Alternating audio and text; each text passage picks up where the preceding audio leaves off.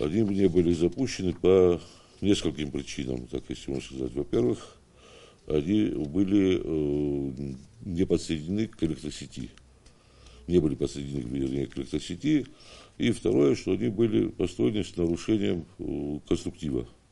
То есть вместо железной арматуры была применена пластиковая арматура, и тогдашнее руководство УКСа написало уведомление, что приостановить работы в связи с ненадлежащим соблюдением правил строительства. Таких предупреждений было около 5. В итоге не обратили внимания сперва, потом, правда, приостановили строительство на некоторое время, но по каким-то причинам, неизвестным нам, строительство возобновилось, и здания были построены с этими же нарушениями. Еще одна там была загвоздка по Гагарина, садик не был подключен к водоснабжению. Сейчас вот своими силами мы заканчиваем эти работы по подаче воды.